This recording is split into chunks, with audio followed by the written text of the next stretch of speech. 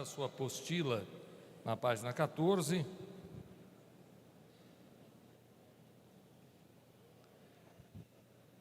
O nosso estudo, se você não tem caneta, pelo menos para a tarde, arrume uma caneta, para você grifar onde você achar que é interessante, para você marcar alguma coisa.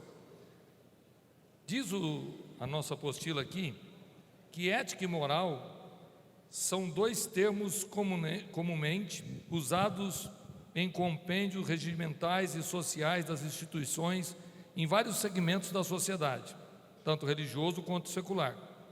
Entretanto, a etimologia, o estudo da origem dessas palavras, é pouquíssimo conhecida por grande parte da sociedade.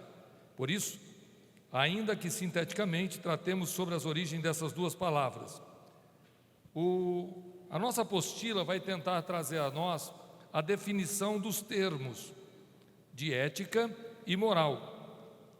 Você vai perceber que logo em seguida, quando fala, a palavra ética é proveniente do vocábulo grego e também a palavra moral tem origem no termo latino moralis.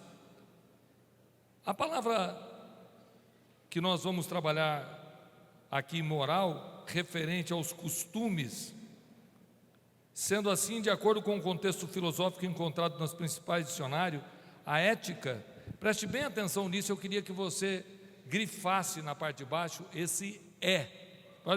A ética é. Essa letra tem uma afirmação gigantesca.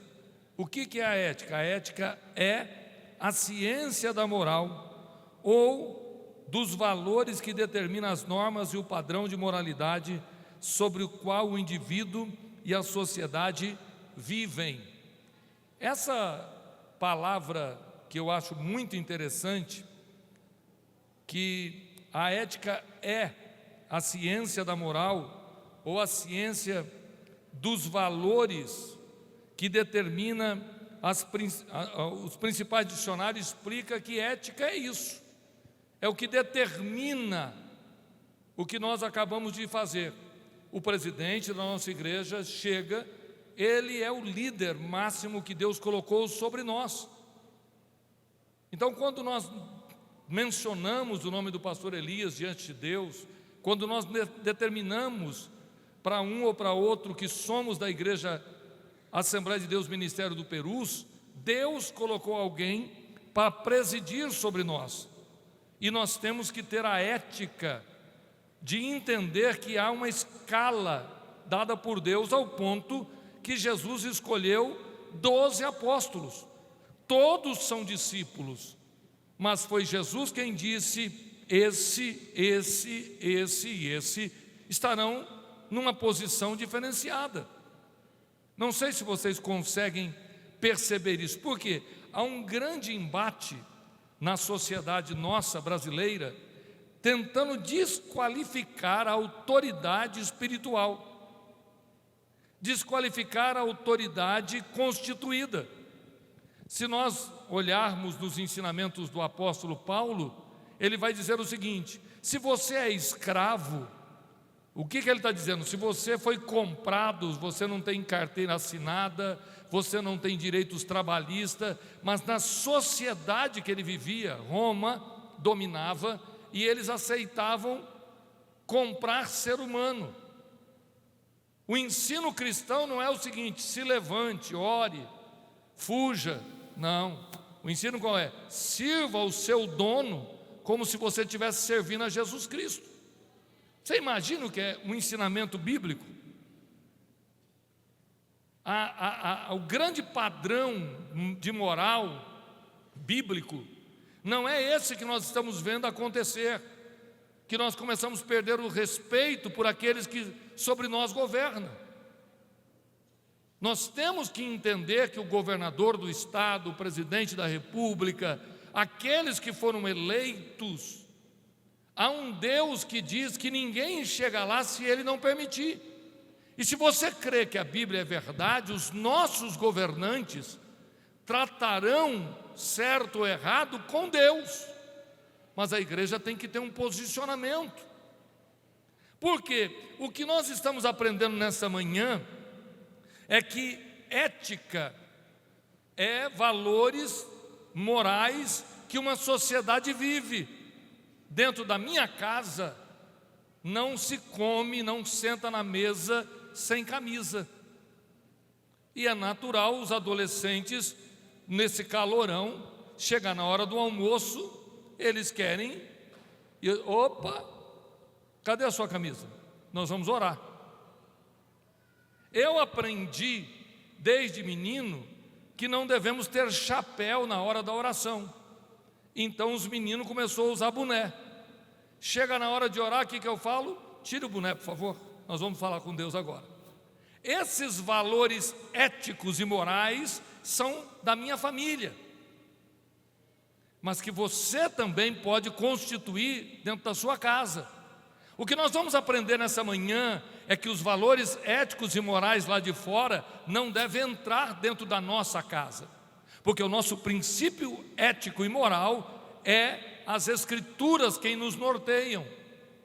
Vou dar um exemplo para vocês que aconteceu comigo no dia de ontem, antes de ontem, lá no Rio de Janeiro. Eu estava numa viagem de negócios, acertando algumas coisas com respeito ao programa de televisão que nós fazemos em rede nacional, e nós estamos conseguindo elevar o nosso horário de 20 minutos que fazemos na Rede TV aos sábados, 9 da manhã, para 1 hora. Estamos triplicando o horário.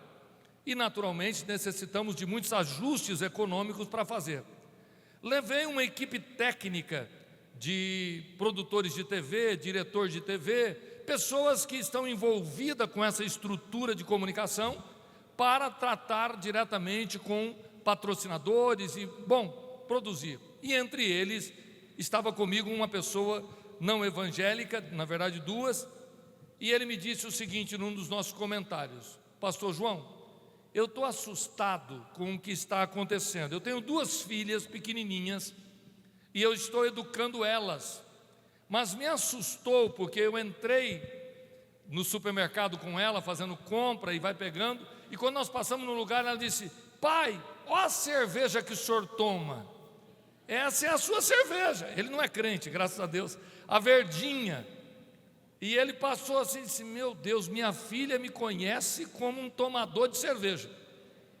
Aí eu disse: mas o que você quer, meu amigo? É o que você mostra para ela. Ele falou: não, pastor, o pior não é isso.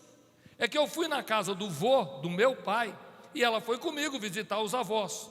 E chegando lá, 3 da tarde, eles estavam conversando, eu abri uma garrafa de Guaraná, coloquei o Guaraná no copo, e ela disse: pai, pelo amor de Deus, o senhor não vai tomar isso. O senhor não vai tomar isso, pai, vai fazer mal para o senhor. E ele parou e olhou para mim e disse assim: pastor João, eu fiquei assustado, porque a esposa dele é médica, o vô da outra parte é médico, e ensinaram que refrigerante faz mal. E desde pequenininha a bebê nunca tomou refrigerante. E aí ele me disse o seguinte: sabe o que me chocou? É que a minha filha, quando tiver 16 anos, vai tomar cerveja, vai tomar vinho, vai tomar qualquer bebida alcoólica e achar que não é errado. Ela acha que errado é refrigerante. Por quê? Isso é padrão ético, padrão moral. É o que você ensina em casa. É o que você ensina àqueles que estão perto de você. Porque querendo ou não, você tem que entender o que Jesus quis dizer. Eu estou dando o exemplo. Faça como eu estou fazendo. E esta manhã vocês vieram para aprender palavra. Seu exemplo, meu exemplo, vai influenciar a sociedade que nós estamos perto. Por isso que é importante você entender que ética é a ciência da moral e dos valores, as normas e o padrão de moralidade sobre qual os indivíduos ou a sociedade vive. Eu comecei a pensar nisso e analisar. Vamos pegar a apostila aqui para nós continuarmos, porque o meu tempo é pouco. Você vai aí no sentido ético, no meio da apostila, na página 14 ainda, o sentido técnico e científico que a filosofia usa para transliterar ou dar sentido a essas 2 palavras a partir das suas origens, sugere que a prática da ética e da moral é o que gera o caráter. Isso aqui me assustou, se você puder fazer um risquinho, é o que gera o caráter. Essa menininha que eu contei aqui o testemunho, o que está sendo gerado dentro dela? Que beber cerveja, que beber uísque, que beber vinho é normal. Mas que o guaraná, que realmente faz mal, não se deve beber. Se você entender que o que gera caráter é aquilo que você está no dia a dia ensinando, vivendo, é o tamanho da saia. A menininha que tem 1 aninho e você põe aquela mini saia, porque fica bonita a fraldinha com o bumbuzinho dela quando ela anda, que gracinha. A menininha que você coloca a alcinha bem bonitinha e depois de 2, você não ensina valores, porque ela é muito pequenininha e ela ainda não tem sensualidade. Quando ela chegar aos 12, ou 14, que o seu corpo se tornar um corpo de mulher sensual, não adianta mais querer dizer não pode, não adianta mais dizer não deve, porque você tem que entender que o princípio ético e moral começa lá embaixo. É isso que Jesus quer ensinar quando Ele disse: eu estou dando o exemplo, faça assim. No meu entender, irmãos, o que nós vamos entender aqui em poucas palavras, se você puder pegar na apostila, já na parte de baixo, ó, dessa forma, o que é moral e ético para uma determinada cultura poderá não ser para outra. É a história da cerveja e do guaraná. No mesmo país, no mesmo lar, 2 avós, os pais da moça, os pais do rapaz. Na casa do rapaz toma guaraná, na casa da moça toma cerveja. Casaram-se, vem uma nova geração de filhos. Qual vai ser o padrão ético, moral desta criança? A influência dos pais. Está na hora de revisarmos os nossos valores. Está na hora de voltarmos a ser um pouquinho careta. Está na hora de voltarmos a ser um pouquinho quadrado. Está na hora de voltarmos a dizer à sociedade: eu sou diferente, eu não concordo, eu não aceito. Está na hora de nós tomarmos posição e crermos que o meu exemplo vai influenciar quem estiver perto de mim.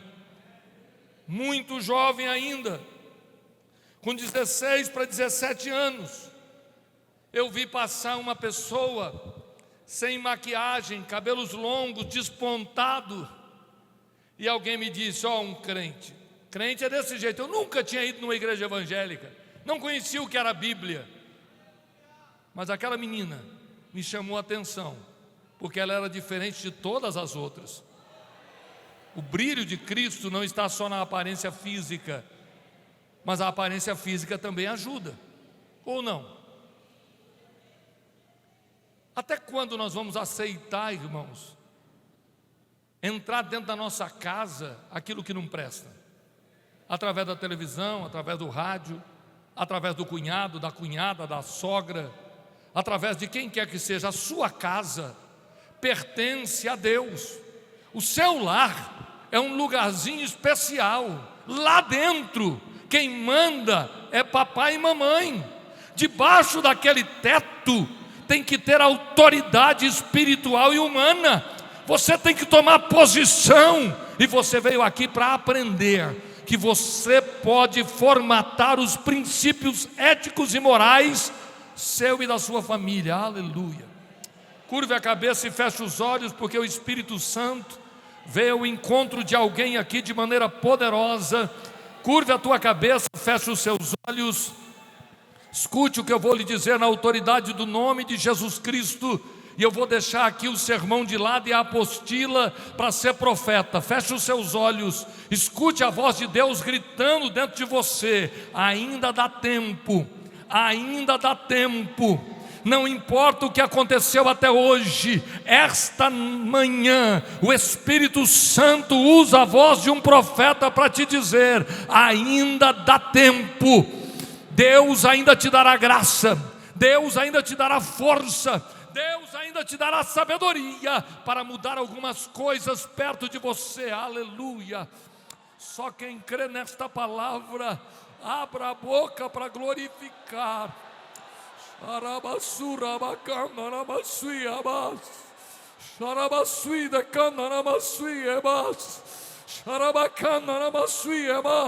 Eu estou sentindo o fogo de Deus que queima. Jesus está dizendo: eu vos dei o exemplo para que vocês possam fazer isso que eu estou fazendo. Aleluia.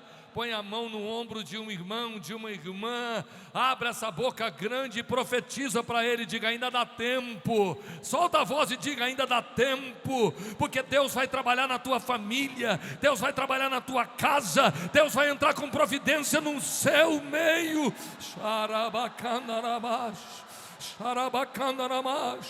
Vamos levantar a mão para dar glória a Deus. Depois eu continuo ensinando, porque é gostoso aprender e dar glória, é gostoso dar glória e aprender. É bom demais estar na escola e sentindo a presença de Deus. Esta é uma escola bíblica pentecostal.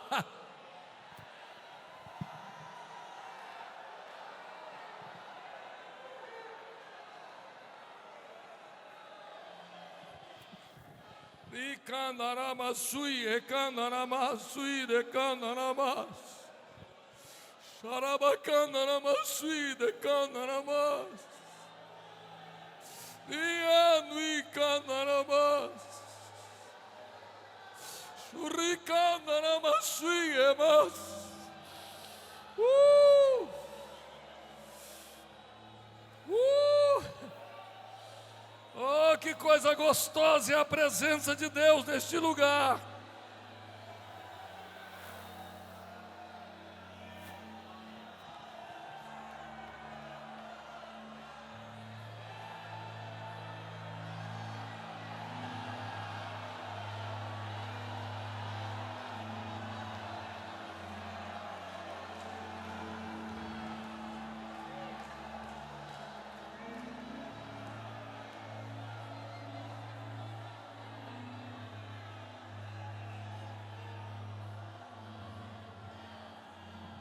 Glória a Deus.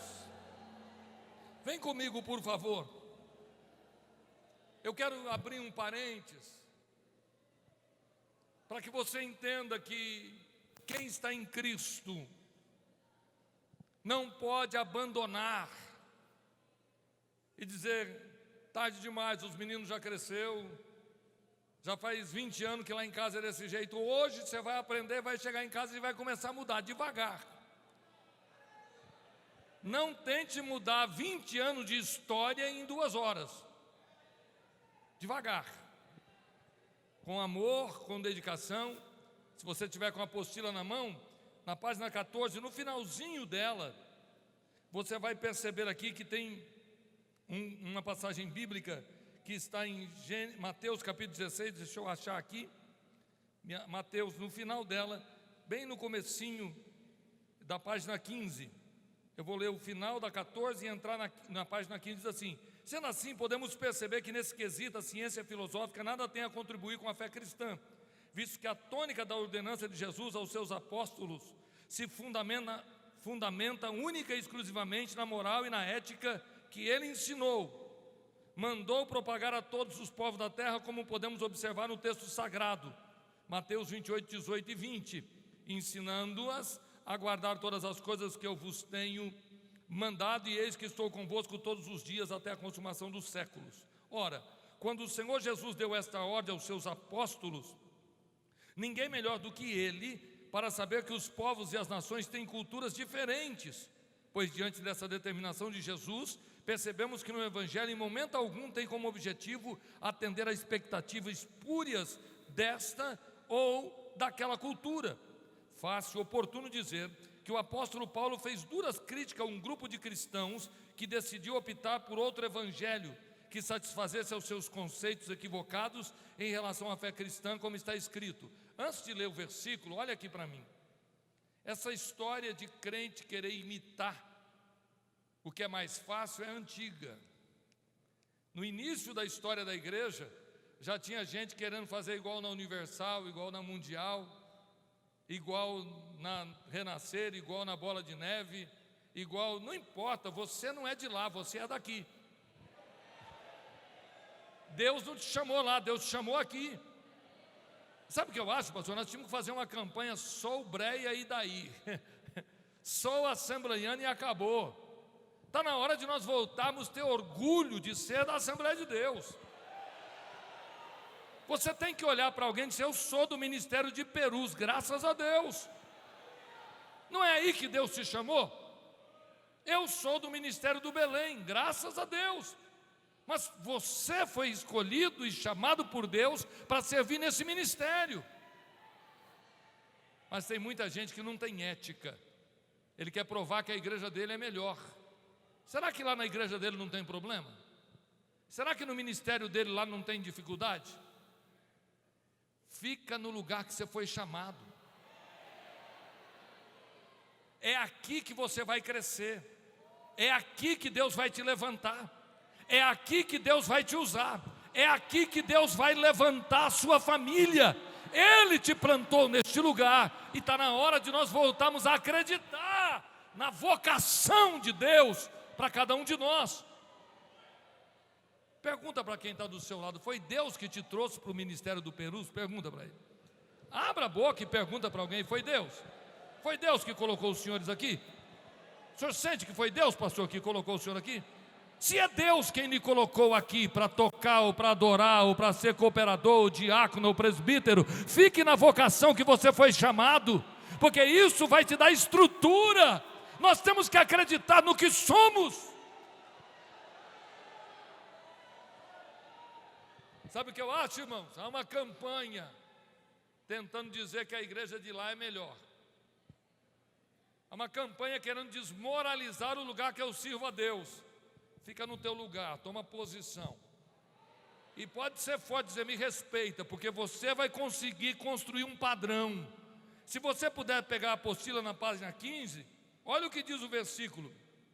Maravilho-me de que tão depressa passasseis daquele que vos chamou a graça de Cristo para outro evangelho, o qual não é outro, mas há alguns que vos inquietam. Preste atenção nisso, ó. Mas há alguns que vos inquietam. Você consegue grifar isso aí? Passar uma caneta embaixo? Que essa gente vai chegar perto de você. Essa gente que inquieta, irmão, está desde o início da igreja. Ei, rapaz, você não sabe o que você está perdendo. E querem transtornar o evangelho de Cristo, mas ainda que nós mesmos, ou um anjo do céu, vos anuncie outro evangelho além do que vos já tem anunciado, seja anátema. Preste bem atenção no que eu vou dizer, irmãos.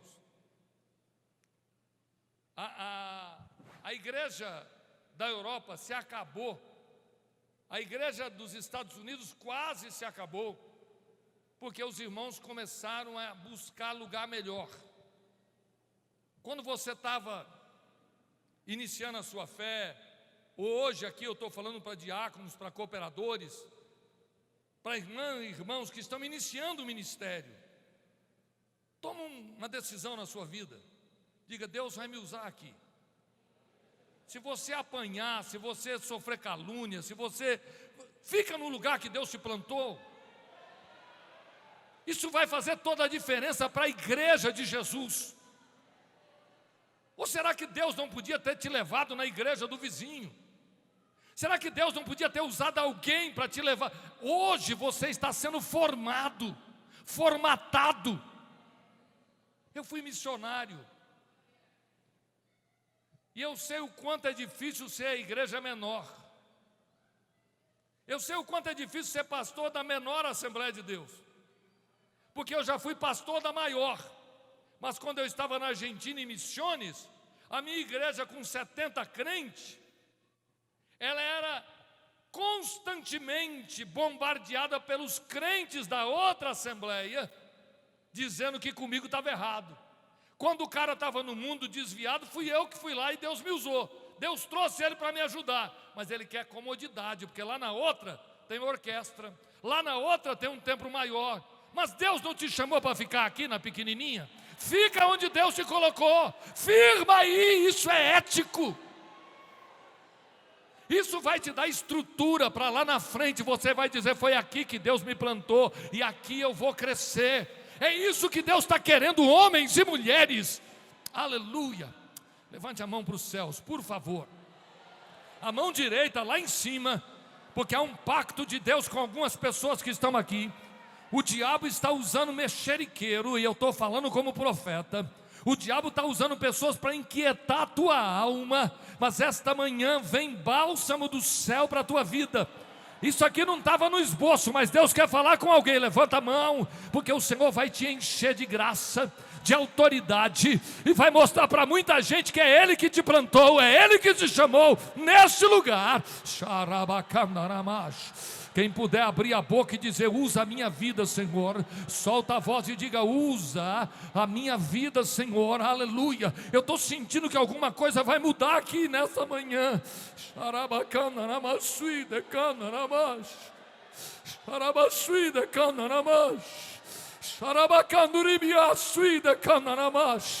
Eu quero que você creia no que Deus tem na tua vida, neste lugar. E se alguém tentar te levar para outro lugar, diga: rapaz, você não tem ética. Pergunta para quem está do seu lado: você tem ética? Pergunta para ele. Isso é ética, respeitar o lugar que Deus me plantou. Eu não é uma falta de educação o cara vir falar mal do lugar que Deus te levantou. Mas você tem que se posicionar. Você tem que tomar posição, tem que escrever mais grande assim: Perus, Ministério Perus. Eu sou do... E eu estou falando, irmão, mas eu sou do Ministério do Belém. Mas eu estou no púlpito da onde? No Ministério do Perus. Por quê? Porque alguém me honrou. E por que alguém me honrou? Porque eu sou ético. Fica no lugar que Deus te chamou. Firma aí, Deus vai fazer muita gente crescer, irmãos. Não vai tentar fazer sucesso em outro lugar, não. Fica aí, porque nessa escola bíblica Deus vai te trazer conhecimento, vai abrir a tua mente. Porque nós temos que entender que as nossas tradições, os nossos costumes, foi o que Deus nos ensinou. Você tem que viver isso intensamente, porque isso vai fazer toda a diferença na sua vida. Pega, por favor, a sua apostila na mão. Eu quero falar com vocês sobre algumas coisas que está mexendo comigo. Eu não sei quantos de vocês entendem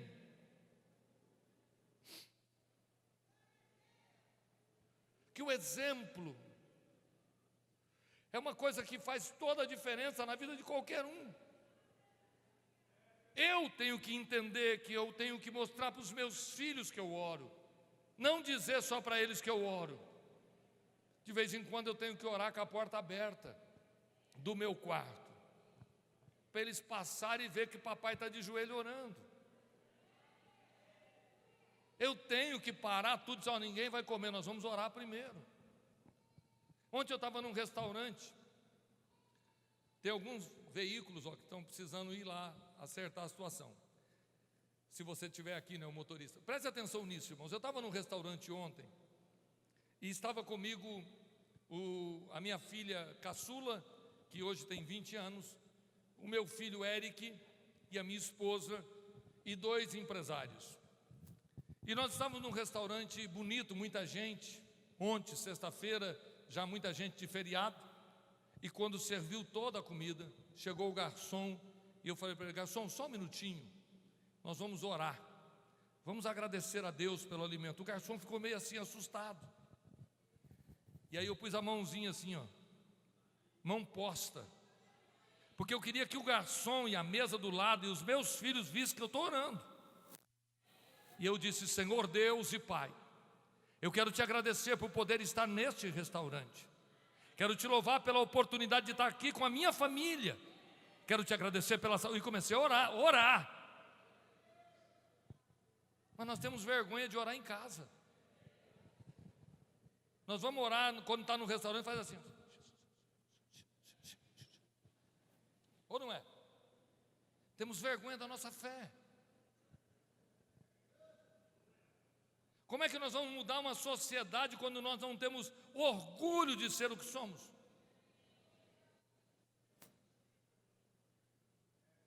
Os homossexuais estão fazendo desfiles seminus, estão protestando, criando sindicato, estão dizendo: sai do armário. E os crentes estão entrando no armário. Crente disfarçado de mundano. Na igreja fala em língua, dá lugar, manto. Mas quando chega num restaurante, chega em algum lugar, ele tem vergonha da própria fé. Eu estou sonhando, irmão, com aquele tempo que o obreiro dá glória a Deus e fala em língua no trabalho, dentro do trem, de repente, manto. Eu estou sonhando com esses crentes que dizem: ô patrão, ô meu patrão, ô chefe, eu estou sentindo um negócio aqui, é do céu, chefe. Está na hora de você começar a mostrar que você tem um padrão social, que você tem um padrão moral. Está na hora de você levantar a cabeça e dizer: me respeita, rapaz, eu sou crente. Está na hora das pessoas olhar para você e saber que você tem um padrão social e ético.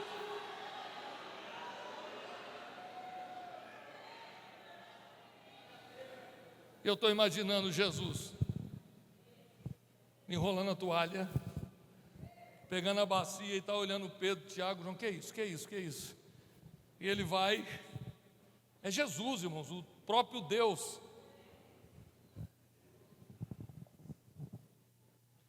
Com licença, meus irmãos, dá para imaginar o pastor Elias fazendo isso? Dá para imaginar o pastor João Barbosa fazendo isso? Dá para imaginar o pastor dirigindo a congregação fazendo isso? Sabe por quê? Porque nós não estamos mais ensinando com exemplo. Estamos ensinando com o grego, com o hebraico.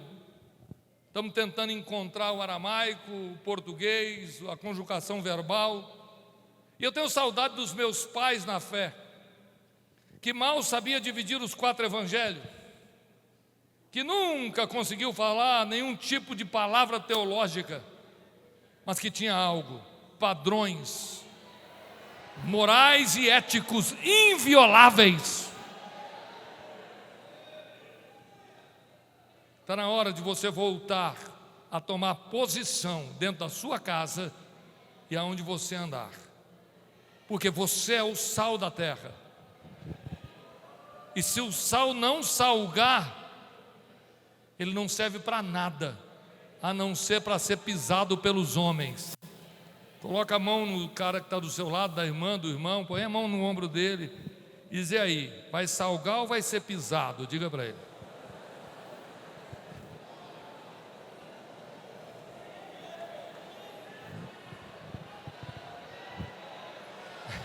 O que vai ser? Vai influenciar a sociedade ou vai ser pisada por ela? Vai influenciar essa gente que está se perdendo ou vai ser pisada por ela? Em mim ninguém pisa, porque eu tenho graça de Deus, autoridade de Deus, temor a Deus, e eu procuro viver o que eu prego, e eles vão entender que Deus é na minha vida. Aleluia. Meu Deus, está ficando gostoso demais. Fecha a apostila, pega na mão de quem está do seu lado, por favor, fecha a apostila. Vamos fazer uma corrente aqui de fé e de unção, de alegria. Pegue na mão, aperta a mão desse irmão, diga: não tenha vergonha, irmão, de ser quem você é. Não tenha vergonha.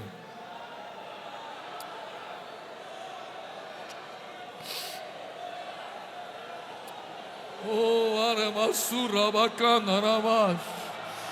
Abra essa boca grande e adore a Deus nessa escola bíblica. Ramando e canaramasui, canaramas. Ricanurimianurimianarama. Rimasui, canaramas, suramasurama. Ricanaramasui, amacanarama. Oh, coisa boa!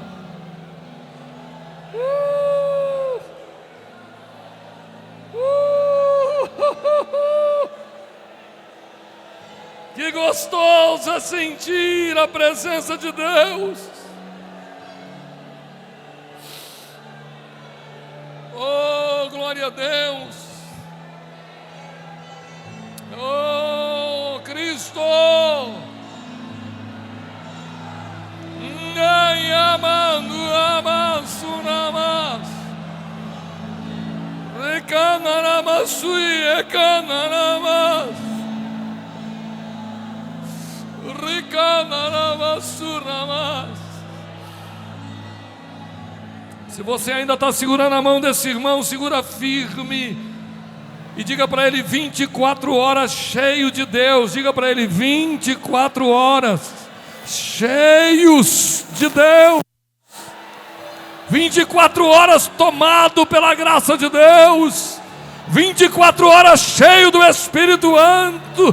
24 horas cheio do Espírito de Deus. Sarabacanaramash. Vós sois o sal da terra, vós sois a luz do mundo. Não tem como esconder uma cidade iluminada em cima da montanha.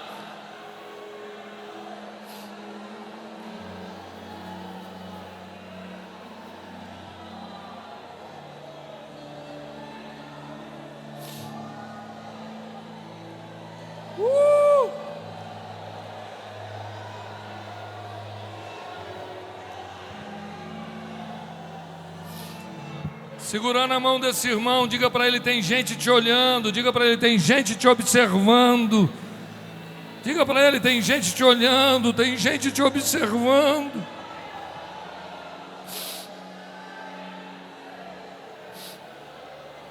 Tem muita gente que está me vendo.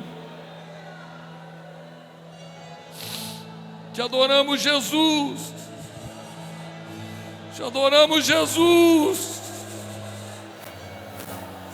E canaramasui, de canaramasuramas. E canuiamasui, canaramas. Oh, glória a Deus.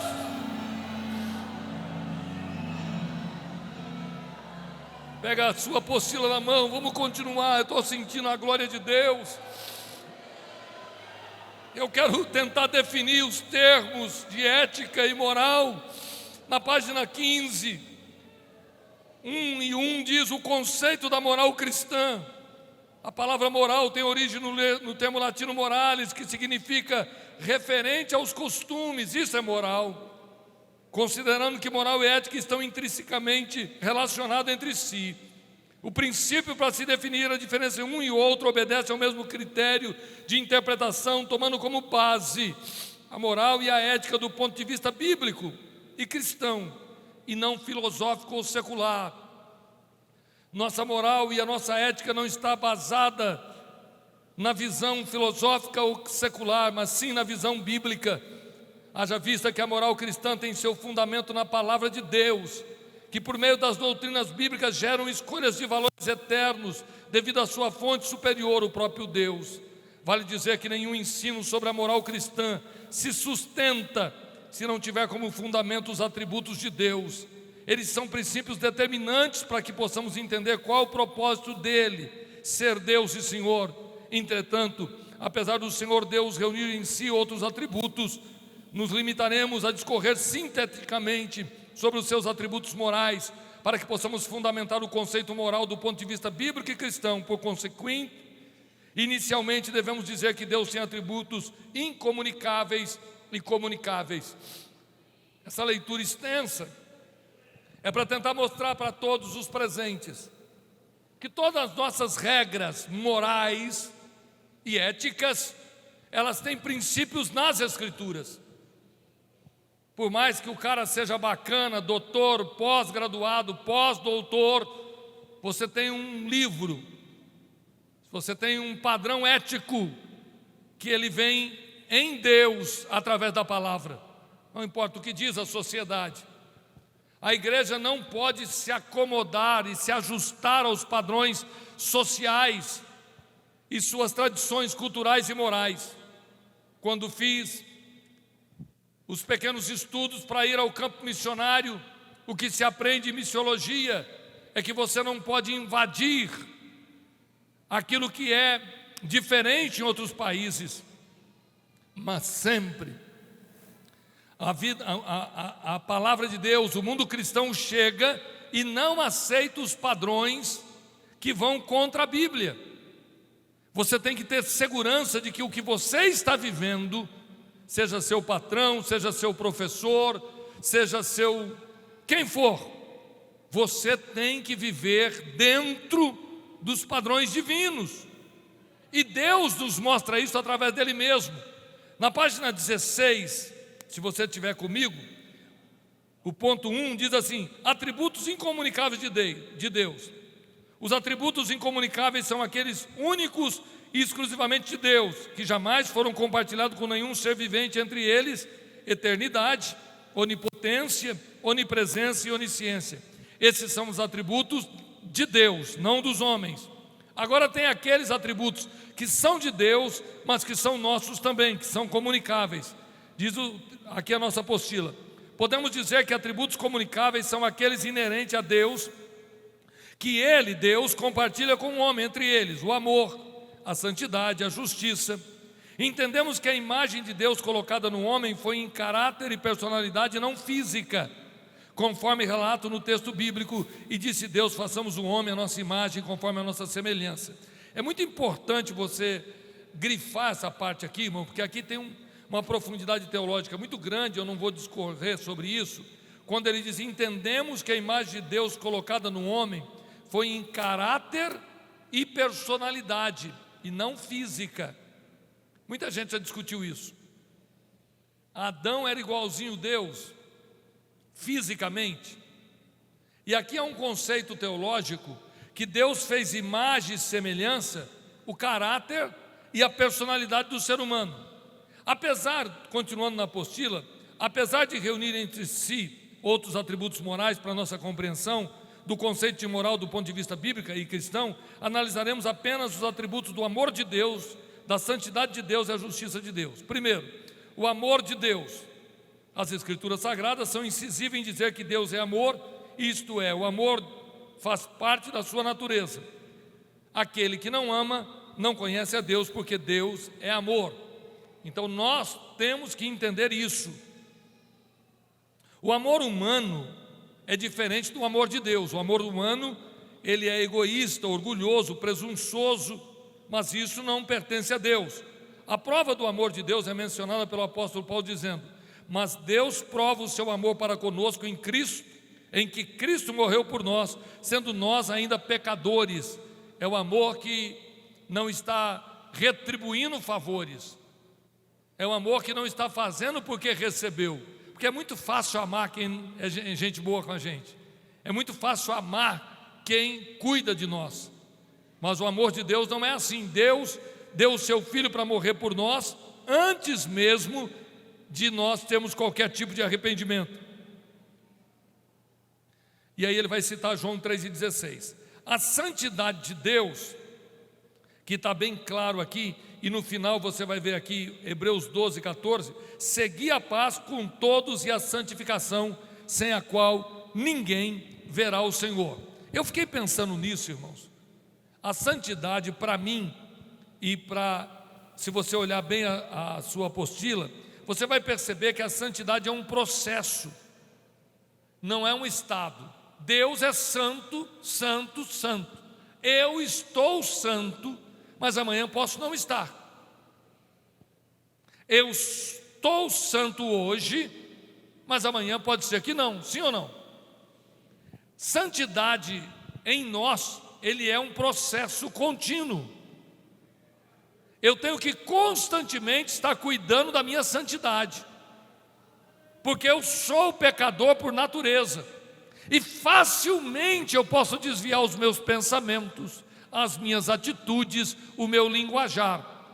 Então o obreiro tem que começar a vigiar 24 horas e fazer uma autoanálise se você está sendo santo ou não.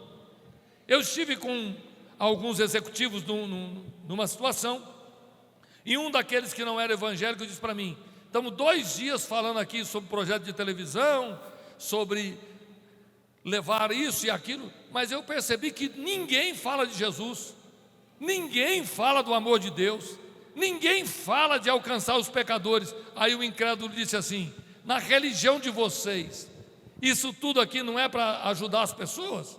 E por que só fala de números? Eu vi um incrédulo percebendo que os pastores envolvidos no projeto não estão tão apaixonados assim pelo aquilo que é mais sagrado. Eu vou dizer uma coisa para você: se você não cuidar, você pode estar de paletó e gravata e contando piada. Você pode estar com a Bíblia na mão e xingando alguém. Você pode ter uma crise de raiva com a Bíblia na mão. A santidade não é um processo inerente a mim, mas é um processo contínuo. Eu tenho que constantemente perceber, porque você vai perdendo a santidade pouquinho a pouquinho. É o primeiro palavrão, é a primeira novela, é o primeiro filme, e assim sucessivamente você vai destruindo a sua santidade. Mas você tem que entender que a santidade minha e sua, ela é um ato contínuo, vai se desenvolvendo dia a dia até chegarmos à estatura de varão perfeito. Logo na página 17 vai falar sobre a justiça de Deus, e depois nós entraremos sobre o conceito de ética cristã. Eu quero aqui convidá-los a tomar mais uma vez a Bíblia na mão. Deixa a apostila de lado, pega a Bíblia na mão e volta lá em João capítulo 13. Meus irmãos, eu senti um negócio de Deus aqui tão grande. Deus mudou a vida de alguém aqui, hein? Capítulo 13 do Evangelho de João. O versículo que eu li, versículo de número 15, Jesus está dando um exemplo e dizendo assim: eu vos dei o exemplo para que façais o que eu fiz. E eu quero aqui, em rápidas palavras, lhes dar aqui 7 etapas que todo cristão vai ter que passar se quiser seguir o exemplo de Cristo. O primeiro deles, eu chamo ele de manjedoura. Todo servo de Deus tem que entender que há uma etapa inicial da nossa vida, do nosso ministério, que é o lugar que nós deixamos a nossa posição e nos tornamos pequenos. É o eterno Deus que deixa a sua glória e não vai nascer no palácio, vai nascer na manjedoura. Deus poderia facilmente ter preparado um lugar especial para Jesus nascer, sim ou não? Há uma teoria entre os judeus, que entre eles havia uma expectativa de que nasceria entre eles o Messias. E muitas moças judias se preparavam para ser a virgem que teria a possibilidade de receber o Messias. E algumas casas, segundo os historiadores, preparavam ambientes como quartos especiais para receber o bebê. Mas o anjo apareceu a Maria, uma simples mulher. Jesus não é aceito pelos judeus, porque onde ele nasceu não pode ser. Você lembra daquela passagem? Pode vir alguma coisa boa de Belém? Pode vir alguma coisa boa de Nazaré? Pode vir alguma coisa boa de lá? Não tem lógica. Sabe o que você não entende e eu não entendo? É que quem não passou pela manjedoura não consegue ter estrutura para vencer as batalhas da vida cristã. É lá no lugar da humildade que Deus nos forma. É lá no lugar da humildade que Deus prepara homens e mulheres para ser líderes diante do seu povo. Ninguém mais quer passar pela manjedoura. Estamos querendo já nascer grande, irmãos. Estamos querendo ser especialistas. A Assembleia de Deus nunca trabalhou com aqueles que se crê grande. Nós não estamos buscando obreiros nos seminários. Não é nas faculdades que se busca pastores, mas o Senhor busca pastores nas comunidades, nos pequenos. Entre nós aqui tem muitos líderes, gente que poderia ter posição alta, mas tem que passar pela manjedoura primeiro. É lá que tudo começa. E se tem coisa que eu sou apaixonado, é quando eu vejo um coronel da polícia militar aceitar Jesus e começar a se despontar no ministério, e o pastor colocar ele lá na porta, porque lá fora ele é coronel, mas aqui ele é diácono, porque se quiser crescer tem que passar pela manjedoura. Se você não quer passar por lá, lá na frente você não aguenta. Quem passou pela manjedoura suporta ser pisado. Quem passou pela manjedoura suporta ser humilhado. Quem passou pela manjedoura não tem problema se vai dar certo ou errado. Estamos criando uma geração de obreiros que não tem ética. Sabe por quê? Não passou pela manjedoura. Não respeita ninguém. Não respeita pastor, não respeita obreiro. Menino, irmãos, eu cheguei hoje aqui e parei ali e perguntei, meu irmão, como é que eu faço aqui? Eu tenho que fazer a inscrição? O senhor tem que fazer lá em cima. O senhor trouxe dinheiro? Eu não sei, tem que pagar? Tem. É que eu não quero pagar nada não. Não, tem que pagar e tal. E eu subi lá para o segundo andar. Chegou lá, eu não tenho as credenciais do Peruse para fazer toda a inscrição. Começou a dar um problema. E eu disse, não, moça, é que eu vou pregar. Mas tem que passar por aqui. Sim, senhora, me orienta aí como é que eu vou fazer. Agora tem menino, irmão, que começou ontem e chega ali e levanta o peitinho assim, põe um sapato brilhante no pé e pensa que é o cara. Chega na congregação, não respeita dirigente, não respeita ninguém, vai dando, dá licença, falta manjedoura. É lá embaixo que Deus quebra o orgulho de muita gente. Quando você vê esses peitos de pombo por aí, irmão, pode dizer para ele, está faltando manjedoura. Mas Deus sabe quebrar, presta atenção nisso. Deus sabe moer e levar lá embaixo, diz, é lá que começa. Porque Jesus ensina é pelo exemplo. Agora eu vou apelar. Pergunta para quem está do seu lado, você passou pela manjedoura? Tendo direito a tudo e ficar sem nada? Tendo direito a tudo e não ter nada? Já passou por isso? Tem que ficar lá, é lá que começa. Olha para quem está do seu lado e diga para ele, se você quiser crescer e ficar firme, tem que passar pela manjedoura. Diga para ele aí, tem humildade e diga para alguém, se você quiser crescer e ficar firme, tem que passar pela manjedoura. Porque esse é o lugar que ensina obreiro. É aí que ensina pastor. É aí que ensina esposa de pastor. É na manjedoura. O Filho de Deus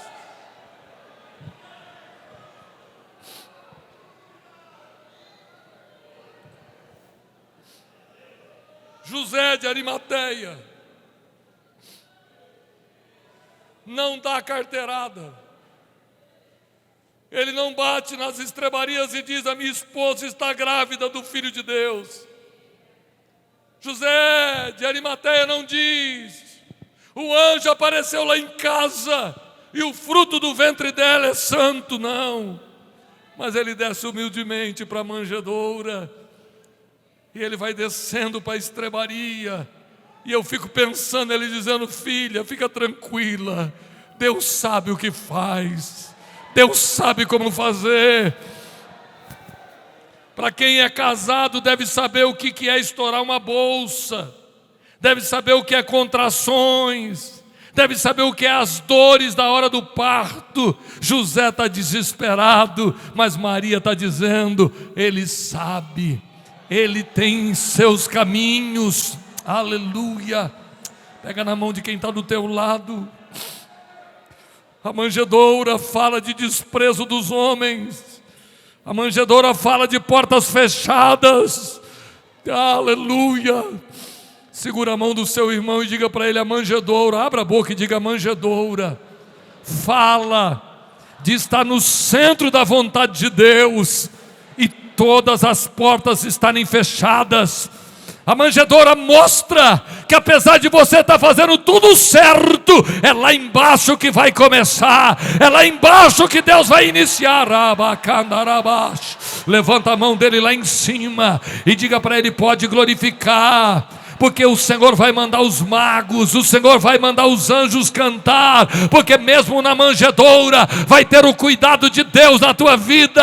Solta a mão desse irmão e dê um brado de glória a Deus. Eu acredito.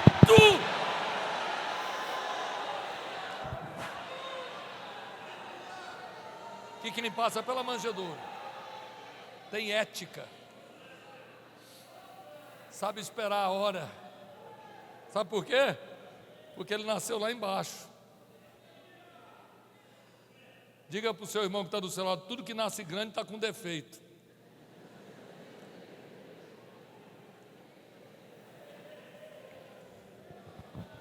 É assim que nasce, ó. Até o leão nasce assim, ó. Agora, qual é o problema? Eu fui pregador dos Gideões Missionários no ano de 2000. Pastor Cisino Bernardino me viu pregando pela manhã no ginásio.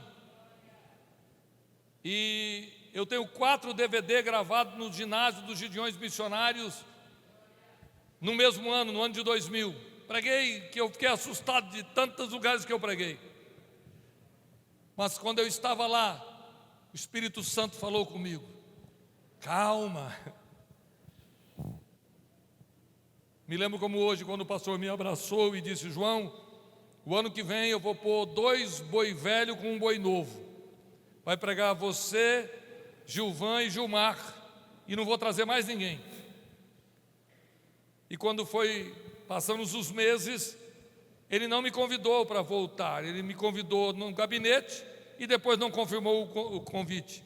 Primeiro momento eu falei: não, eu vou ligar para ele, vou falar com ele, Aí eu fui orar e Deus me disse: fica no seu lugar.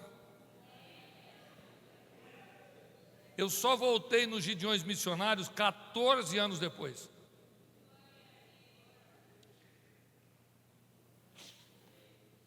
Eu descobri 7 anos depois, de 2007 mais ou menos, que um cantor procurou o pastor Cisino e disse que eu tinha raiva dos Gideões Missionários e que eu pregava contra os Gideões Missionários e tal, sabe aquela coisa de pregador e cantor.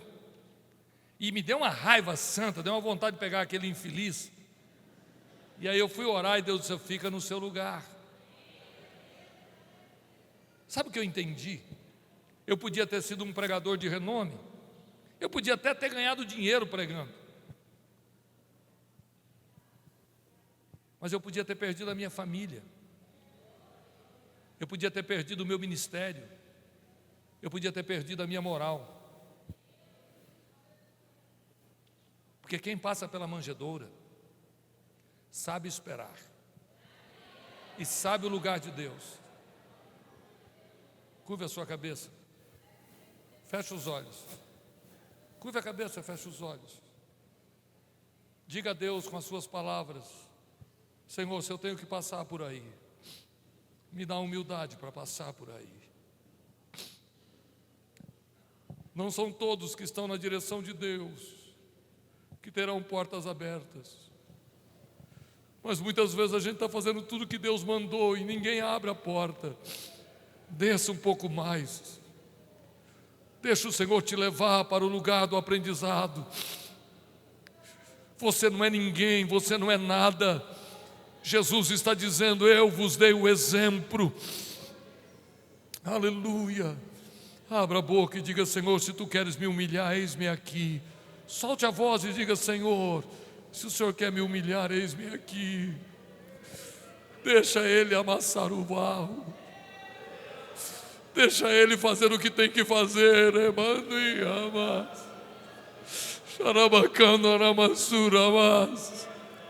Oriamando e canaramassurava canaramas.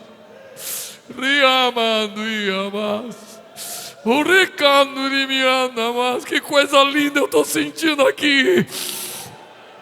Ele tem cuidado de vós.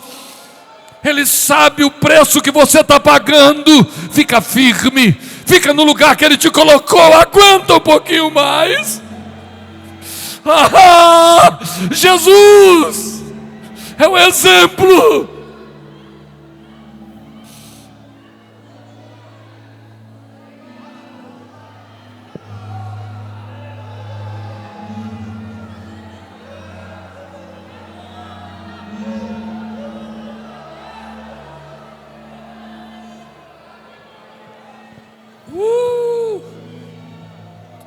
Põe a mão sobre o ombro de alguém com temor e respeito.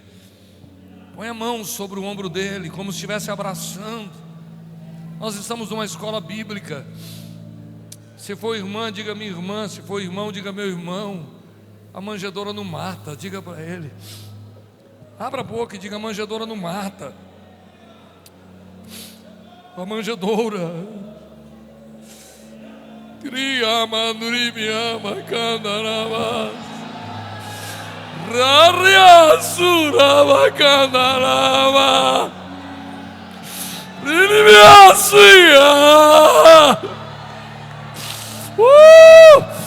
O Senhor traz renovo a ministérios aqui nesta manhã. Há uma unção de Deus que vem sobre ti.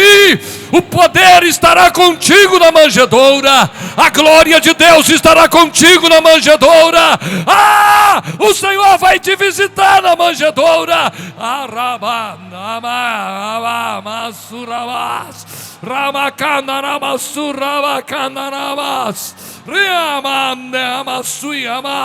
Essa manhã é manhã de renovo. Essa manhã é uma manhã de renovar propósito.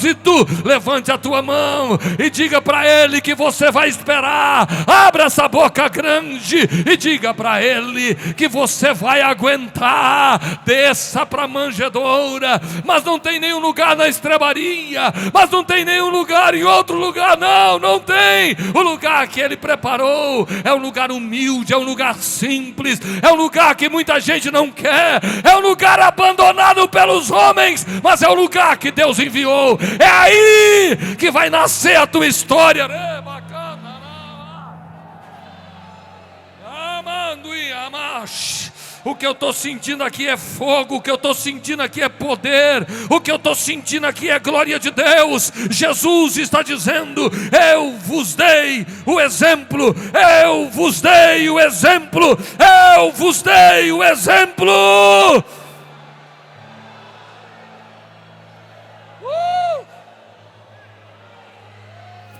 Que a voz de Cristo ecoe. Que a voz de Jesus grite na tua alma: eu vos dei o exemplo.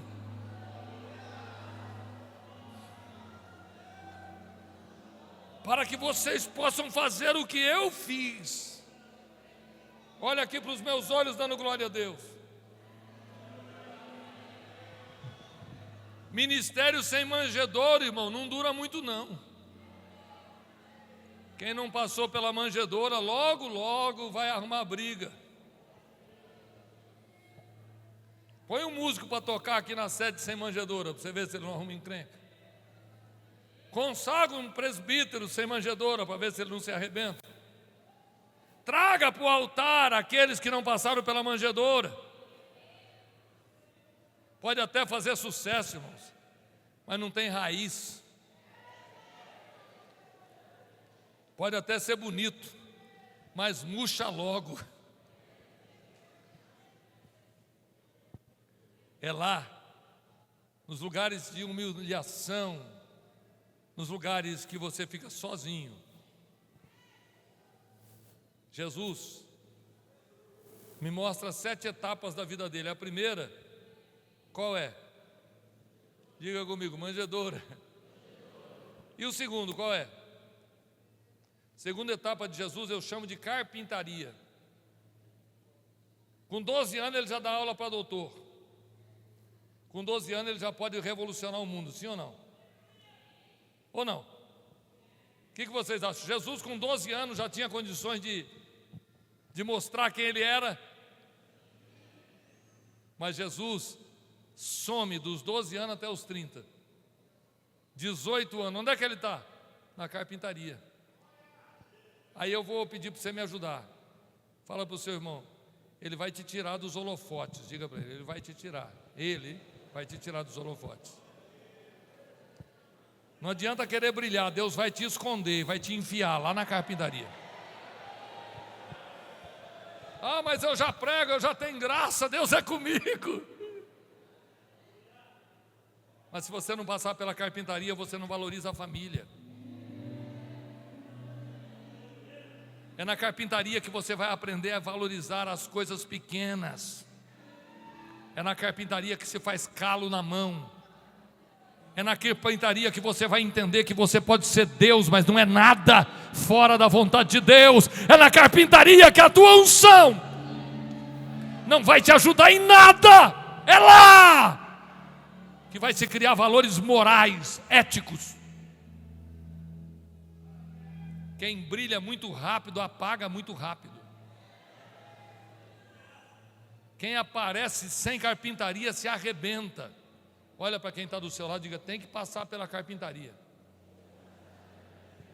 Irmãos, e é difícil essa tal de carpintaria. Você pensa que está pronto. Você sente que está pronto. E aí Deus vai e te esconde. Ninguém te vê. Ninguém valoriza. Os irmãos de Jesus não tratam ele como Deus, mas tratam ele como humano. Os vizinhos não tratam ele como Deus, mas tratam como filho de José.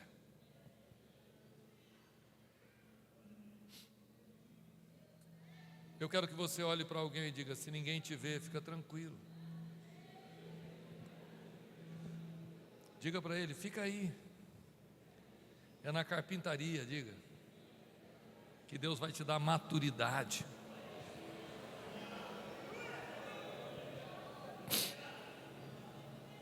Aleluia, que coisa mais linda é a glória de Deus. Oh, aleluia, levante a mão para os céus.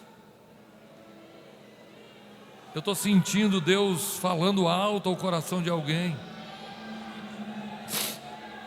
Oh, se tu entendesse que Deus está cuidando dos detalhes.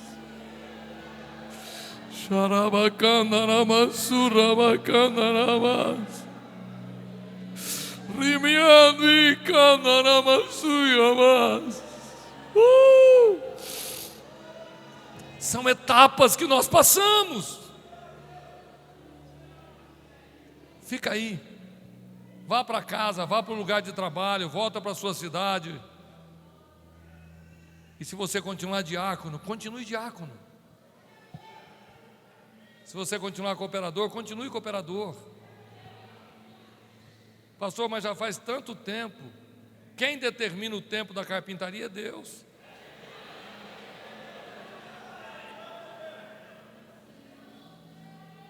É aí que Ele te colocou.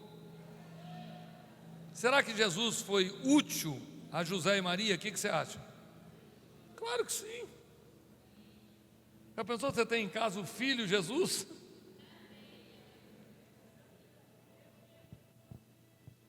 Mas por que ele não aparece? Porque não há um só risco, uma palavra dos 12 aos 30. Onde ele estava? Ele some das luzes. Não importa se ninguém te conhece. Não importa se todo o teu trabalho não é visto.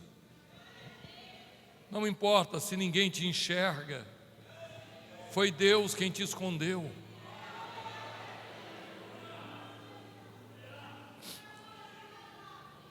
É aí que Deus vai te abençoar, é aí que Deus vai te honrar, é aí que Deus vai te dar estrutura. Fica no lugar. Que coisa boa.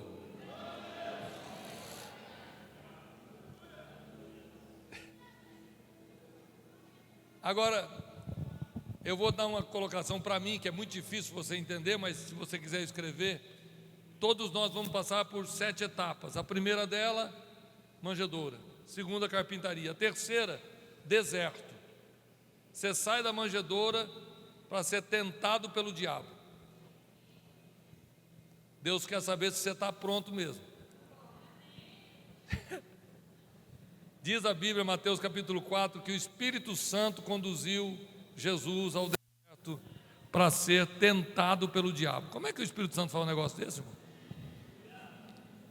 Como é que o Espírito Santo leva alguém? Você quer ler? Vamos ler para você tirar a dúvida. Pega a Bíblia. Mateus capítulo 4. Mateus capítulo 4. Versículo 1. Então Jesus foi levado pelo Espírito ao deserto. Para quê? Para ser tentado pelo diabo. Rapaz, como é que o Espírito Santo fala um negócio desse? Pergunta para o seu irmão, você sabia que o Espírito Santo de vez em quando leva a gente? Pergunta aí, meu irmão, deixa de ser mole. Você sabia? O senhor sabia disso, pastor? Que de vez em quando o Espírito Santo leva a gente para ser tentado pelo diabo? E não é na sinagoga, é no deserto, onde não tem ninguém. É aí que você vai provar que você ama a Deus sobre todas as coisas. É aí que Deus vai te trazer para que você possa dizer, não, está pronto, amadureceu. Logo depois eu chamo, que é a da quarta etapa, para mim é a etapa mais bonita do ministério de Jesus. Lógico, se não falar da cruz, mas vamos colocar então uma das mais bonitas, é o período de glória. Abra a Bíblia comigo, João capítulo de número 1. João 1. Eu acho linda essa passagem bíblica. Eu já estou terminando. João capítulo de número 1, versículo de número 51. Diz assim: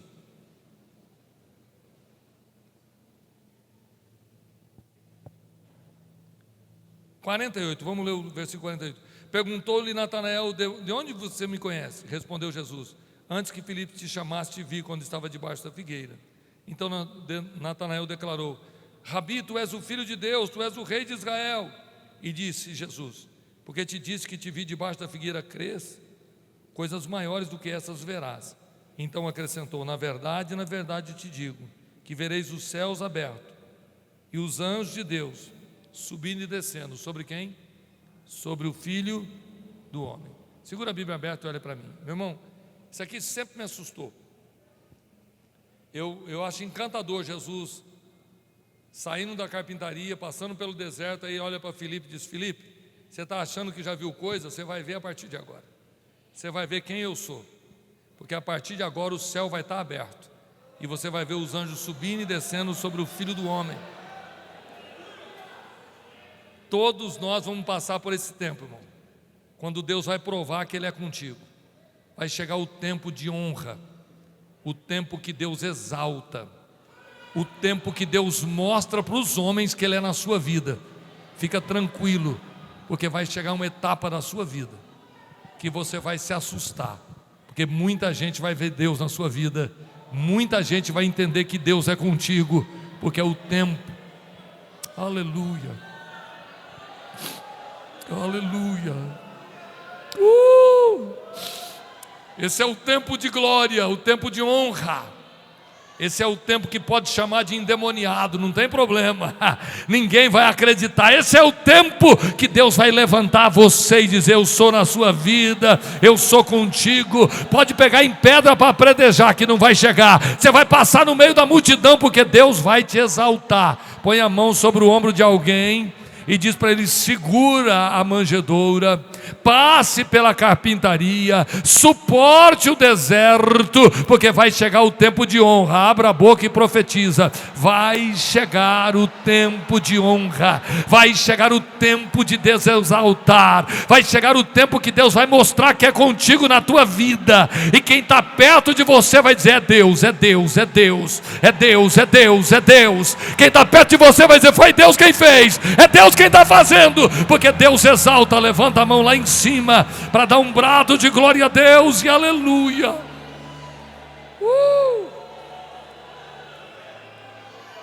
Coisa boa é ser crente. Que Deus te abençoe, que Deus te guarde. Que você possa entender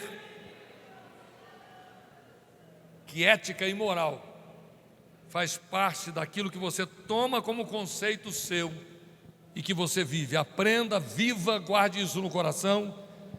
Quero agradecer demais a oportunidade, agradecer demais a presença de todos vocês e pedir, orem por mim, orem pela minha família. A partir do dia 10 de março agora, nós vamos estar na Rede TV 1h toda manhã. E nós estamos numa grande campanha de jejum para que haja um movimento de Deus no Brasil. E eu quero que a sua casa, você sinta a presença de Deus. O meu desafio é falar em línguas estranhas dentro dos estúdios. Que você esteja assistindo televisão e pegue fogo. E eu estou crendo que vai dar certo esse negócio. Sábado, dia 10 de março, 8 da manhã, você vai ver a minha cara gorda lá na sua casa. Coloca na televisão e diz, esse é o pastor que estava pregando lá na escola bíblica, o pastor João. E nós vamos orar junto. Eu tenho já a autorização do pastor José Wellington, que nós vamos fazer esse trabalho para que Deus mude a história do Brasil. Se você puder, divulgue esse trabalho. Se você quiser conhecer melhor o meu ministério, você pode entrar nas redes sociais, coloca o meu nome, João Barbosa, no Instagram, PR João Barbosa. Eu queria que você entrasse lá e começasse a seguir para você ver o que está acontecendo.